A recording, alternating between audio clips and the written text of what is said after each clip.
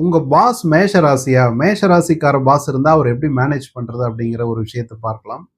இப்ப பார்த்தீங்கன்னா, என்னுடைய கிளையன்ட் பேஸ்ல ஒரு 90, 95% வந்து கார்ப்பரேட் கிளையண்ட்ஸ் தான். இப்போ மிடில் மேனேஜ்மென்ட்ல இருந்து டாப் மேனேஜ்மென்ட்ல இருக்க வரைக்கும் கிளையண்ட்ஸ் இருக்கிறாங்க. அவங்க எல்லாத்துக்குமே பார்த்தீங்கன்னா, யாராவது ஒருத்தருக்கு ஒரு மேலதிகாரி இருக்க தான் செய்றாங்க. சிஇஓவா இருந்தாலும் அவருக்கு மேல ஒரு சேர்மன் இருக்கிறாரு. சேர்மன் இருந்தா அவங்களுக்கு ஷேர் ஹோல்டர். இந்த மாரி ஏதாவது ஒரு வகையில ஒரு மேலதிகாரி, ஒரு பாஸ் அப்படிங்கிற இருக்க தான் செய்றாங்க. இப்ப இவங்க எல்லாமே கேட்கிற கேள்வி எவ்வளவு ஜாதகம் பார்த்துட்டு எல்லாத்தையும் பேசிட்டு வந்தாலும் கடைசியில என்னுடைய பாஸ் மூலமா ஏதாவது பிரச்சனை வருமா?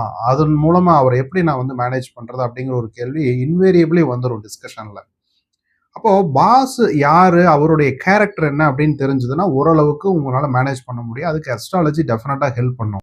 உதாரணத்துக்கு உங்க பாஸ் மேஷ ராசியா இருந்தாருன்னா, அவர் எப்படி மேனேஜ் பண்றது? இப்ப மேஷ ராசி பாஸ் எல்லாம் பார்த்தீங்கன்னா, அவங்களுக்கு ஸ்லோவா இருந்தாவே பிடிக்காது. நீங்க ரொம்ப ஆக்டிவா இருக்கணும். ஆஃபீஸ்க்கு லேட்டா போங்க. ஒண்ணும் ப்ராப்ளமே கிடையாது. ஆனால் நீங்க வந்து லேட் சிட்டிங் பண்ணணும். உங்களுடைய பாஸ் வந்து கண்டிப்பா மேஷ ராசிக்கார பாஸ் வந்து கண்டிப்பா ஈவினிங் லேட் சிட்டிங்க கொஞ்சம் எதிர்பார்ப்பாரு. நீங்க வந்து சீக்கிரம் போயிட்டு நான் சீக்கிரம் கிளம்புறேன் அப்படின்னு உட்கார்ந்தீங்கன்னா அவருக்கு பிடிக்காது. மேஷ ராசி பாஸஸ்க்கு எல்லாமே பார்த்தீங்கன்னா, எந்த விஷயத்தையும் சீக்கிரமா செய்யணும். அவங்களுக்கு வந்து ஸ்லோ அப்படிங்கிறது பிடிக்காது. அவங்களுக்கு வந்து ஒரு கன்டினியூஸா நீங்க வந்து ஒரு ப்ராக்ரஸ் அப்டேட் குடுத்துக்கிட்டே இருக்கணும். ஒரு ஒரு ஷார்ட் டெர்ம் வொர்க் அப்படின்னு கேட்டீங்கன்னா, ஆஃப்டர்நூன் ஒரு அப்டேட், ஈவினிங் ஒரு அப்டேட் கண்டிப்பா குடுக்கணும். ஒரு லாங் டெர்ம்னா 2 நாளைக்கு ஒருக்கா நீங்க கண்டிப்பா அதுக்கு சம்மந்தமா அப்டேட் குடுத்தே ஆகணும். அவங்களுக்கு வந்து நீங்க எந்த வேகத்துல ஓடிட்டு இருக்கீங்க அப்படிங்கிறது நீங்க குடுத்தாகணும். ஏன்னா, மேஷ ராசிக்காரர்கள் பார்த்தீங்கன்னா, ஆளுமை வந்து செவ்வாய், மார்ஸ் அப்படிங்கிற கிரகம் வேகத்தை குறிக்கக்கூடிய கிரகம்.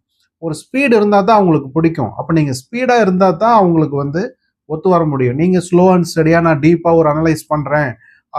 ஒரே ஒரு விஷயத்த எடுத்து ரொம்ப நோண்டு நோண்டு நோண்டிட்டு இருந்தீங்கன்னா, உங்க பாஸுக்கு கண்டிப்பா புடிக்காது. உங்க மேல அவருக்கு கோபம் வருவதற்கு அதிகபட்ச வாய்ப்புகள் உண்டு. ஒரு ரெக்ரூட்மென்ட் ப்ராசஸ் சீக்கிரமா பண்ணிடுவாங்க. அதே சமயத்துல சீக்கிரமா ஃபயர் பண்றதும் இந்த மேஷ ராசிக்காரங்க தான்.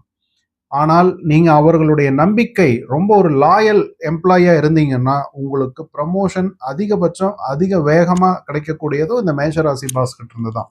ரொம்ப சீக்கிரமா ப்ரமோட் பண்ணிடுவாங்க. மத்தவங்க முன்னால உங்கள வந்து புகழ்றதுக்கு ரொம்ப கூச்சமெல்லாம் படமாட்டாங்க. ஒரு 100 பேர் இருந்தாலும் இந்த வேலைய இவரு தான் செஞ்சார் அப்படின்னு சொல்லி, உங்களுக்கு சேர வேண்டிய கிரெடிட்ட ப்ராப்பரா குடுக்கிறவர் மேஷராசி பாஸ்.